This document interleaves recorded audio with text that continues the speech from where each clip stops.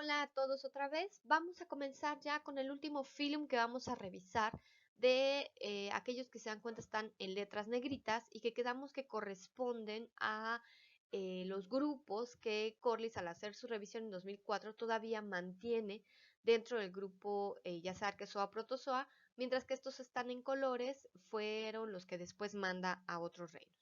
Y voy a representarlo con una flechita ahora de otro color porque ya no pertenecen ni a ciliados, ni a formas flageladas, ni a formas ameboides. Ahora es aquello que Bushley hubiera en sus clases agrupado dentro de Esporozoa. Aquellos que, si recuerdan, no tienen ni cilios, ni flagelos, ni pseudópodos para moverse, sino que no presentan alguna estructura particular de movimiento.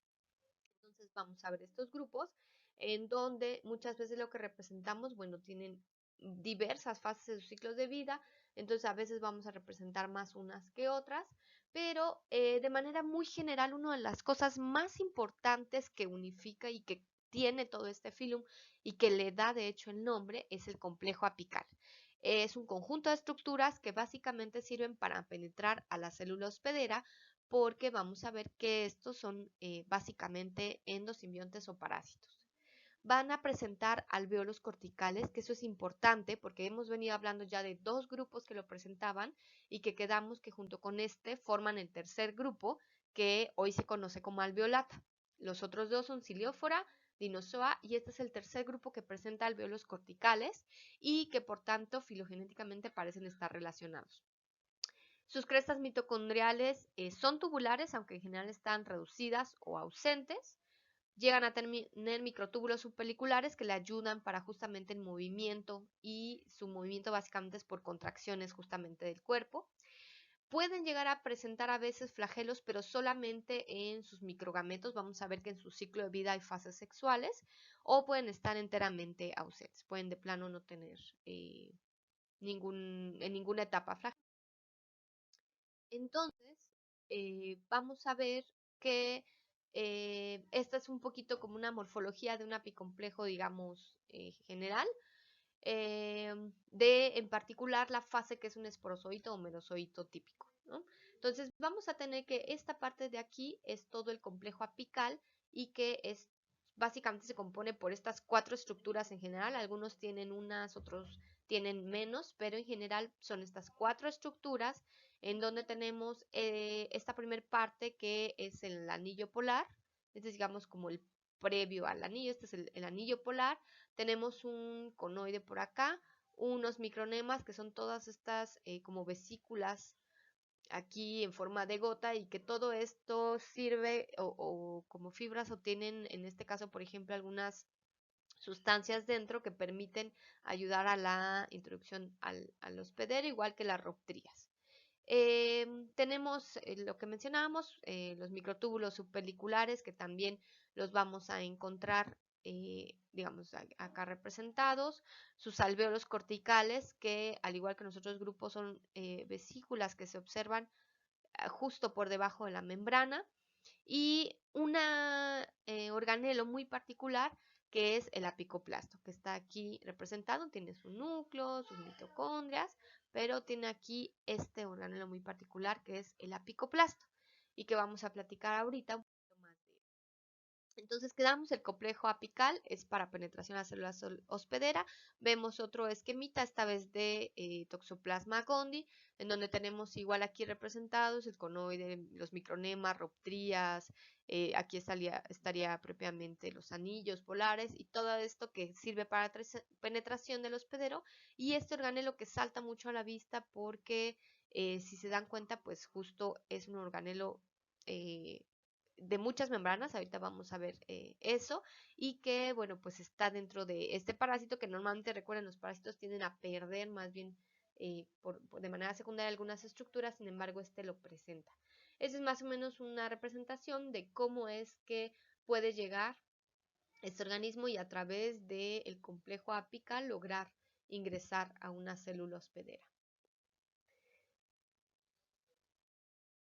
Entonces, el apicoplasto se ha estudiado mucho más en el caso de la especie de Plasmodium falciparum, aunque realmente varios de los representantes de este grupo lo tienen, y tiene esta particular de tener 4 membranas que lo rodean y que ya nos habla un poquito de entonces cuál pudo ser el proceso por el cual llegan ahí.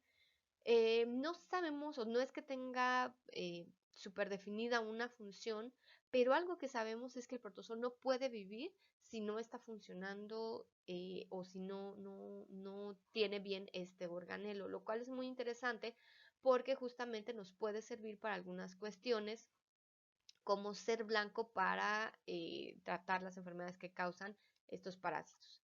Tiene su propio ADN, sabemos que tiene más o menos esta longitud, que es circular y parece que realiza y tiene, digamos, una acercamiento a lo que son las rutas metabólicas de origen procariótico. Y esto es algo que lo hace muy bueno justamente como blanco para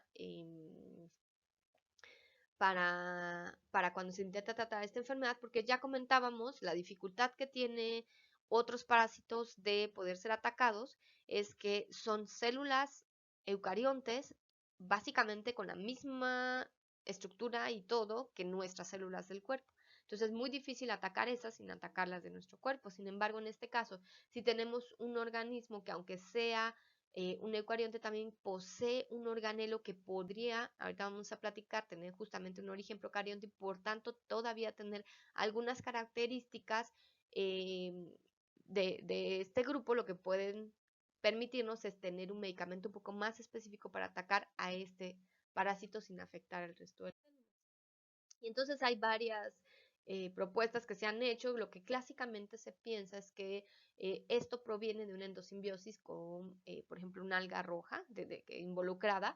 Es un organelo que, esto es interesante porque entonces pensamos que podría venir de grupos que tal vez tenían una cuestión fotosintética, aunque ahora sabemos que no tiene no realiza fotosíntesis. A veces se menciona simplemente que puede realizar, por ejemplo, la síntesis de ácidos grasos, pero no realiza, obviamente, fotosíntesis.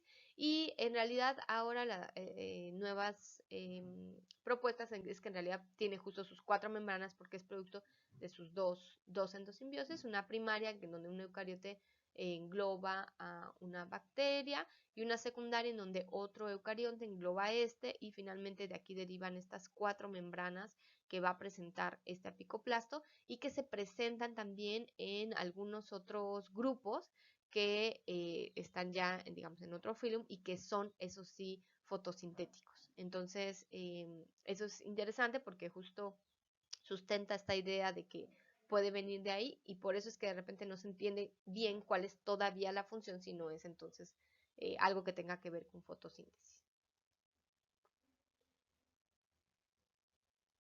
Muy bien. En términos entonces de su ecología, de este grupo, todos son o endosimbiontes o parásitos. Y vamos a platicar que siempre esta línea es muy delgada y a veces difícil de establecer, pero básicamente en este grupo no tenemos de vida libre ni nada. Y tiene la característica de tener ciclos de vida muy complejos, que normalmente incluyen fases sexuales y fases asexuales. Este es un diagrama así como muy generalizado de cómo se puede dar la formación de lo que vamos a llamar en este caso esporozoitos, que después van a dar lugar a lo que en este grupo serían como los trofozoitos, pero que vamos a ver que pueden tener diferentes nombres dependiendo de los ciclos. Una merogonia, que normalmente es la multiplicación de estos dentro de los hospederos, y una gamogonia o gamontogonia o gametogonia, dependiendo de los ciclos, que tiene que ver con la formación de gametocitos o de gametos y que es la parte, digamos, sexual de los ciclos de vida.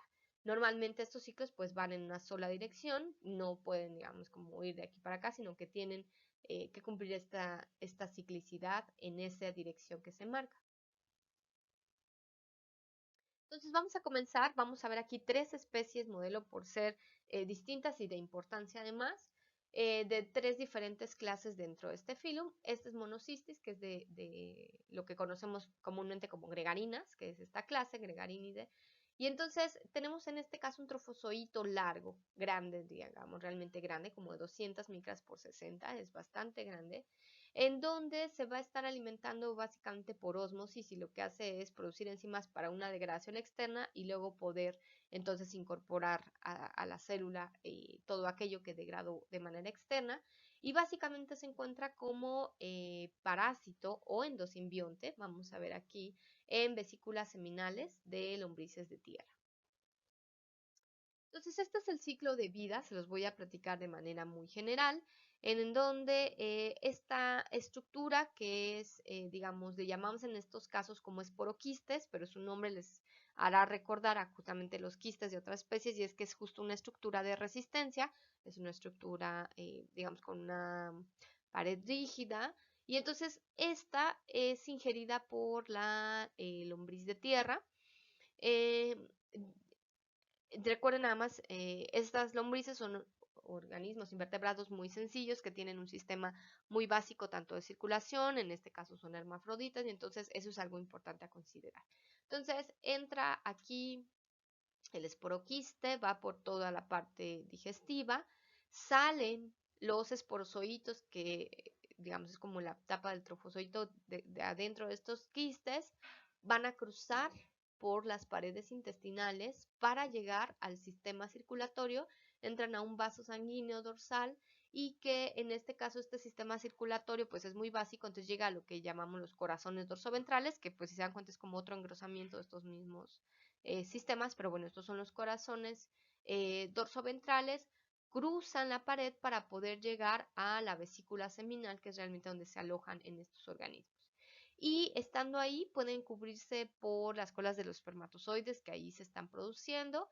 Cuando van madurando, se van agrupando, se ponen así como en pares, uno al lado de otro, en un proceso que llamamos cisigia, y se van a convertir en gamontes, van a ser rodeados por una pared, van a empezar a tener divisiones múltiples, en donde cada núcleo se va a ir desarrollando en un gameto. Después, dos gametos todavía, digamos, dentro de este mismo espacio, dos gametos se van a fusionar formando cigotos que van a ser rodeados por paredes y que es lo que se van a transformar en esporas justamente llamados ooquistes. De aquí, dentro de estos, el cigoto diploide lleva a cabo una meiosis, una mitosis, produce 8 células hijas haploides en el proceso que es la esporogonia y va a resultar un esporoquiste, que es finalmente la fase que va a salir a través de lo que es el poro genital masculino y que es el que nuevamente pueda ser ingerido por otra lombriz de tierra, ¿no? Se dan cuenta realmente el ciclo es bastante complejo. Y la discusión respecto a si es endosimbionte o parásito tiene que ver justamente, quedamos que el endosimbionte no afecta a su hospedero, mientras que un parásito sí. Y bueno, si volvemos a ver, esta es otra vez una representación, ya digamos fuera de la lombriz, sino simplemente el organismo en su ciclo de vida, cómo se da la formación de microgametos, el cigoto, el esporoquiste, etcétera, cómo se libera. Esto que tenemos aquí es un esporoquiste, es esta etapa que está aquí, que parece como una pepita, bueno, así se observa en un microscopio óptico, lo vemos, se puede distinguir muy fácilmente. Y esto que tenemos aquí es justamente una representación del esporozoito, o podríamos llamar trofozoito, digamos, que tiene esto que parecerían, si se dan cuenta, como si tuvieran cilios o flagelos, que en una tinción podríamos ver simplemente así como una masa de estos pelitos ahí agregados. Bueno, lo que tenemos en realidad es justamente que este esporozoito, pues digamos, se le pegan las colas de los espermatozoides que están en esa vesícula seminal. Recuerden ustedes, la función justamente de la vesícula es la producción de espermatozoides. Y entonces la discusión es si este proceso en el cual este protozoo se queda con las colas de espermatozoides, evidentemente tendría que mermar la producción o el número de espermatozoides que tiene viables esta lombriz. Entonces, la discusión respecto a si es endosimbionte o parásito es que podría haber afectada la fertilidad de las especies. Se ha observado en algunos estudios, por ejemplo, un cambio de coloración en la piel, en el tegumento de estas lombrices, pero también hay otros estudios que querían hacer justo esta comparativa de qué pasa con los que tienen y con los que no, y algo interesante que encontraron es que todas las lombrices de tierra que agarraron tenían a este que ellos dicen, pues podría ser más bien un endosimbionte, porque si no, como es que toda una población está, digamos, infectada y pareciera que todas la tienen. Entonces, no queda muy claro cómo es que funciona esta relación a tal grado de ser endosimbionte o parásito, y en muchos libros van a verlo como parásito, en otros más como endosimbionte, pero bueno, en realidad tenemos ahí todavía esa línea poco clara respecto a qué es. Normalmente asociado a este tema hacemos una disección de una lombriz de tierra en donde se busca, se abre y se buscan justamente las vesículas seminales, se machacan y se observan al microscopio, y ese es justo de las prácticas que prácticamente siempre salen, es decir, siempre al menos uno de los 5 equipos de laboratorio encuentra todas las, o al menos varias fases, si no es que todos los equipos. Entonces, eso refuerza un poquito el hecho de que nosotros pensamos que es más hacia el endosimbionte porque prácticamente parece que todas las lombrices lo tuvieran. Vamos entonces a dejar ahí un poquito esta introducción de monocistis para hablar ahora de toxoplasma.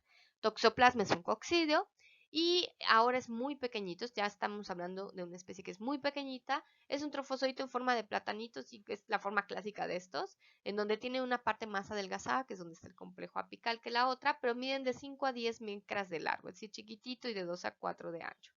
Van a presentar su conoides, sus toxonemas o unas fibrillas que se extienden también. Y este es un parásito, sí, un parásito intracelular obligado. Su ciclo de vida, de manera muy general, igual no me voy a meter demasiado en todas las fases que puede tener. En todos esos, además, creo que en particular Toxoplasma, según la bibliografía, puede cambiar un poco el nombre de algunas de las fases. Algunos, hay una parte en particular que les llaman taquizoitos, otros no reconocen bien y le llaman bradizoitos, en otros, bueno. Entonces, no importa, realmente lo que importa es que entendamos un poco cómo funciona este paso de un hospedero a otro, en donde uno de los hospederos importantes que se considera el definitivo son los felinos, ¿no? Los gatos son aquellos hospederos que lo tienen, puede estar como parte del ciclo de vida presente en otros organismos como aves, ratones, puede pasar a animales, por ejemplo, de cría, o puede incluso estar en objetos contaminados y tiene como otro hospedero el humano.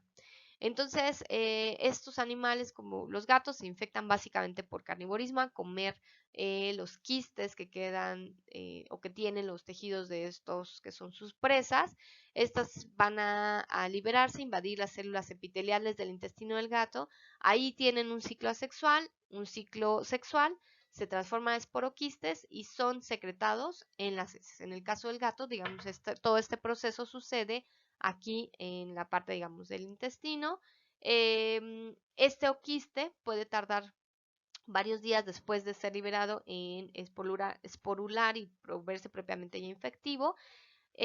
Aunque el gato puede ir liberando solo un tiempecito, puede liberar un gran número, lo cual puede llegar otra vez a estos animales, llegar a estos animales y quedarse igual en los tejidos formando quistes tisulares, o puede estar, por ejemplo, en las heces, digamos, de los gatos, portando en sus cajas o contaminar alimentos y bebidas, y puede ser ingerido por los humanos, y es un parásito que ahorita vamos a ver, pues tiene una parte del ciclo en donde lo vamos a ver en vías, digamos, que tienen que ver con la parte sanguínea, y por tanto transfusión o trasplantes de órganos pueden generar también que se transmita de humano a humano, o en el caso de las mujeres puede haber una transmisión que se llama transplacentaria, es decir, de la mujer a el bebé.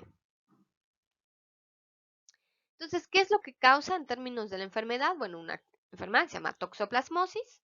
En general es muy asintomática, es una enfermedad que podríamos tener y no darnos cuenta, porque además tiene quizás síntomas muy generales, pero que tiene sí una gran afectación en recién nacidos, en mujeres embarazadas, digamos, causa una afectación en los productos, en los bebés, y en personas con SIDA o alguna otra enfermedad que tenga que ver con un sistema inmune deficiente.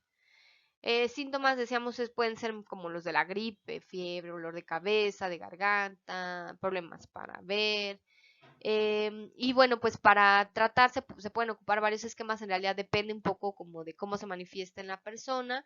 En general los fármacos no destruyen estos quistes tisulares, entonces más bien como se va tratando un poco como la parte en donde el parásito anda por ahí, pero tenemos algunos fármacos que se pueden ocupar y básicamente la forma de evitar como la entrada de esta enfermedad es, por ejemplo, cociendo bien la carne porque puede estar justamente en tejidos de la carne y cuidar mucho la cercanía con los heces de los gatos, que es quizá en muchos casos la mayor posibilidad de fuente de contagio. En términos de la epidemiología, les voy a presentar algunos datos que son ya bastante viejos, son de los 90, pero me gusta mucho este estudio porque nos hace ver más o menos qué es lo que puede estar jugando a favor y en contra de que esté esta especie en algún punto. Entonces, recordemos, los zooquistes pueden permanecer viables en un lapso de 12 a 18 meses. Esto es importante y bueno, pueden afectar todos los tejidos, excepto los eritrocitos. En particular, esas células pues no van a ingresar, van a poder estar por ahí en el torrente e ir invadiendo diferentes tejidos, pero no invaden propiamente a los eritrocitos. En un estudio que se hizo en México con un montón de sueros en todo el país, buscaban ver justo cuál era el factor que podía ser de mayor riesgo y entonces se tomaron de ambos sexos, todas las edades, clases socioeconómicas, rurales y urbanas y más bien lo que hicieron es dividir, según esto que encontraron, una regionalización del país. Tenemos la zona norte, que es toda esta parte, esta zona centro y las zonas costeras. Y lo que ellos encuentran es que en realidad, justo más que con la edad o con si es población rural o con todo lo demás que tomaron, más bien lo que varía es de acuerdo a la región geográfica. Entonces, en la zona norte vamos a tener baja prevalencia y en esos lugares se asocia a que hay mucha aridez, altas temperaturas, por ejemplo, el suelo, y entonces los oquistes que ahí quedan no pueden prosperar y mueren, ¿no? Entonces, esto es algo importante. En las zonas costeras hay mayor prevalencia porque digamos, hay buena temperatura, pero además es un ambiente cálido y entonces se puede favorecer la propagación de estos quistes, mientras que en la zona centro también tenemos una elevada prevalencia y esto más asociada a la costumbre de las personas a tener, digamos, una cercana convivencia con sus gatos.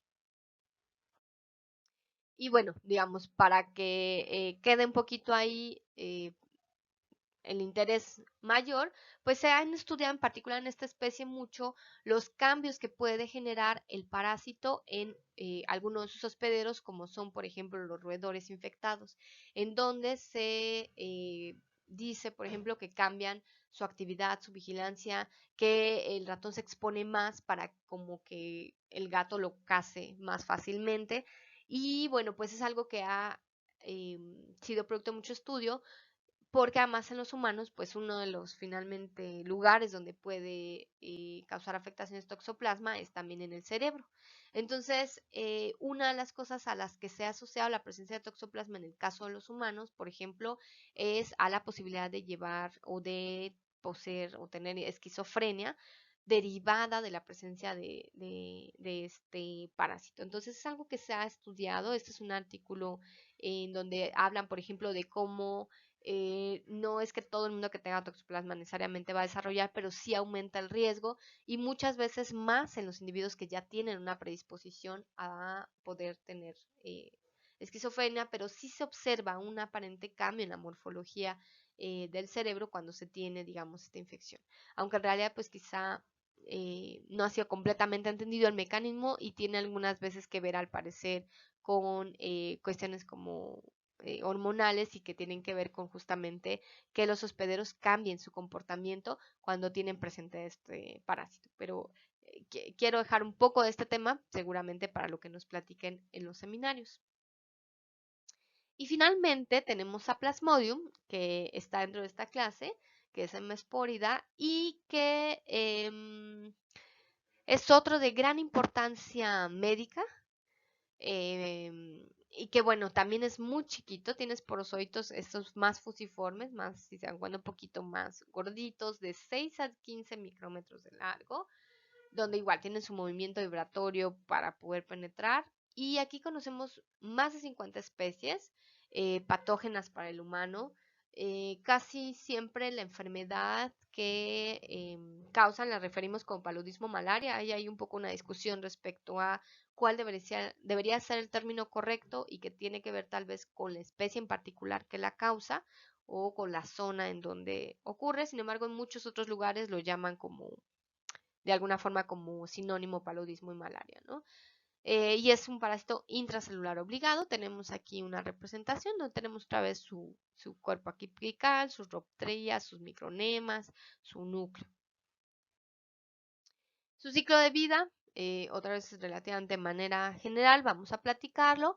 Llega este se transmite, su hospedero es el humano y se transmite el resto del ciclo a través de un mosquito, que es en particular el género Anopheles. Creo que aquí no lo tenemos anotado, pero bueno, es en realidad un mosquito hembra que llega y se alimenta, y al alimentarse, aquí sí directamente inocula a los esporozoitos, entran y pueden tener una primer fase en el hígado, irse directo hacia células hepáticas, en donde se va a formar un esquizonte, se rompe este esquizonte y libera los siguientes fases, que son estadios que van a estar ahora sí infectando, en este caso, eritrocitos de la sangre. Entonces se va hacia los eritrocitos, donde puede tener una fase de esquizonte, es decir, una serie de divisiones donde nuevamente se pueden liberar estas fases y que pueden, digamos, continuar infectando a otros eritrocitos, o puede tener una fase en donde ocurra ahora una división que genere gametocitos, y que estos gametocitos se puedan ir diferenciando o se diferencian en masculino o femenino. Llega otro mosquito, pica, y lo que se lleva son justamente estas fases. Bueno, se puede llevar cualquiera, pero lo importante es que cuando se lleva estas fases de gametocitos, ya en el mosquito van a madurar formando un micro o macro gametocito, van a fusionarse formando un oquineto, un oquiste, y de aquí, digamos, se va a dar igual otra división que va a generar los esporozoitos, que son la fase que al picar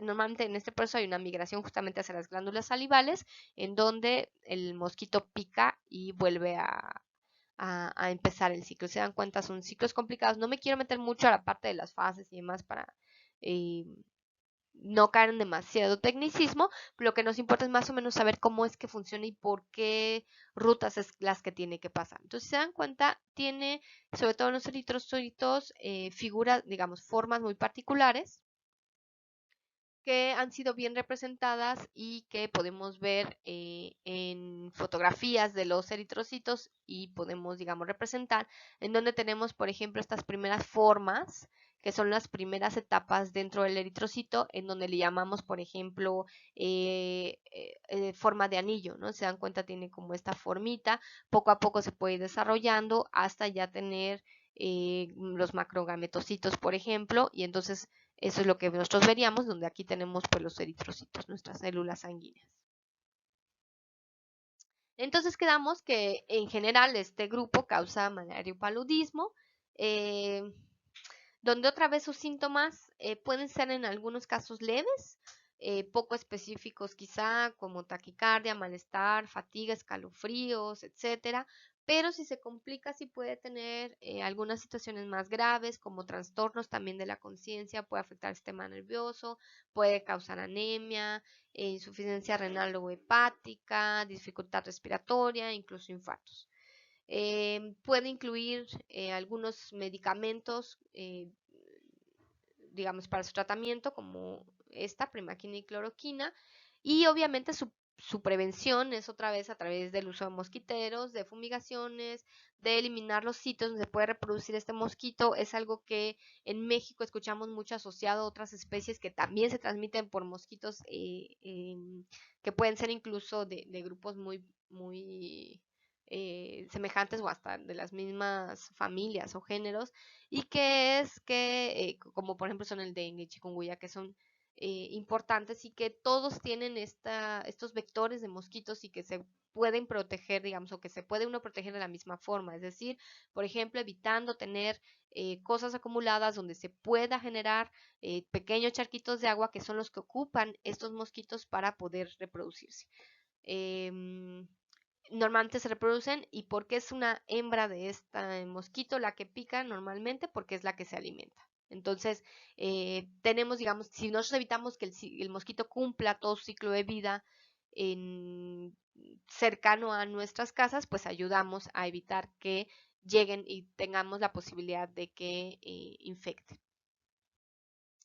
Entonces, tenemos aquí bastantes estudios de cómo se puede observar, digamos, los lugares donde hay esta enfermedad que realmente puede ser, puede causar bastantes pérdidas humanas también, puede llegar a ser bastante grave. Y en México, como en algunos lugares donde se tienen en particular mayores casos.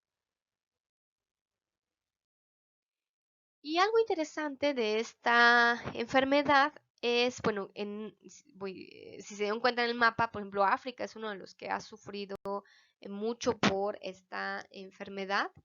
Em, y algo interesante que se ha observado en país en ese continente es que hay una aparente bueno, no asociación, pero tenemos la enfermedad que es la malaria y tenemos la anemia falciforme. Si ustedes recordarán de su clase tal vez de molecular, la anemia falciforme es una enfermedad que deriva de una mutación en una base. En realidad es una mutación puntual que cambia toda la estructura de una proteína que tiene que ver justamente con la proteína de la hemoglobina y de los que funciona, digamos, o hace que funcionen bien los eritrocitos, y entonces esta anemia hace más complicado, por ejemplo, el transporte de oxígeno. Pero algo importante que causa esta enfermedad es, y que es muy característico, es lo que le llaman como los eritrocitos en forma de luna, y es que como que se aplastan y entonces tienen una forma distinta los eritrocitos. Entonces, ¿qué es lo que pasa, digamos, de esta enfermedad asociada a la malaria? Es que lo que entra, todo esto que inyecta el protozoo, que inyecta este mosquito, pues busca las células blanco, entra a los eritrocitos. Pero lo que se ha observado es que quienes poseen esta enfermedad de anemia falciforme, por tener estos eritrocitos medio funcionales y con medio su forma tradicional, en realidad el parásito no entra a estos eritrocitos. Y entonces, evidentemente, la posibilidad de tener una infección mucho más leve o una enfermedad mucho más leve es mucho mayor. Entonces, en África, quizá conviene más vivir con todo lo que puede eh, digamos, ser incómodo respecto de la anemia falciforme a llegar a tener una infección aguda o grave por malaria y poder fallecer quizá en cuestión de algunas semanas. Entonces, es algo interesante que se ha planteado porque entonces pareciera que la anemia falciforme resulta como una protección, y entonces es preferible vivir con eso. Se ha incrementado quizá el número de personas que tienen esta enfermedad porque resulta algo ventajoso. Entonces, esto es nada más una cosa interesante en donde pues tenemos que tener presente justo que siempre estamos jugando un proceso de coevolución con nuestros hospederos, bueno, con nuestros parásitos, con otros organismos, etcétera. Y bueno, ya nada más les dejo esta breve información. Acaba de conmemorarse, digamos, el 25 de abril, el día de la lucha, el Día Mundial de la Lucha contra Paludismo o Malaria, en donde, bueno, evidentemente ha sido ya una situación complicada. Les dejo aquí una infografía con algunos datos nada más. Hay muchos datos en donde hablan de la cantidad de casos que realmente hay en el mundo, aunque básicamente se concentran en la región africana. Y aquí hay, por ejemplo, algunos datos de cuántos millones tuvieron y cuántas muertes puede causar al año. Es realmente las complicaciones pueden irse relativamente rápido hacia la muerte, y entonces puede causar una gran cantidad de muertes, nuevamente más, sobre todo en esta zona desgraciadamente de África. Y dejo aquí una nota de la BBC de que también habla un poco de este día y qué es lo que se conmemora, etcétera. Y bueno, pues evidentemente en México quizá el tamaño del problema no es igual, pero tampoco es que estemos completamente libres de esta enfermedad. Entonces, se los dejo, y pues ya seguramente por ahí ustedes podrán encontrar en la red, hay muchísimos datos de la cantidad de personas, de la gente que está en riesgo, etcétera. Entonces, hasta aquí dejamos este interesante grupo y pues para continuar, porque esto recuerden siempre es una pequeña introducción nada más y vamos a continuar con los demás grupos.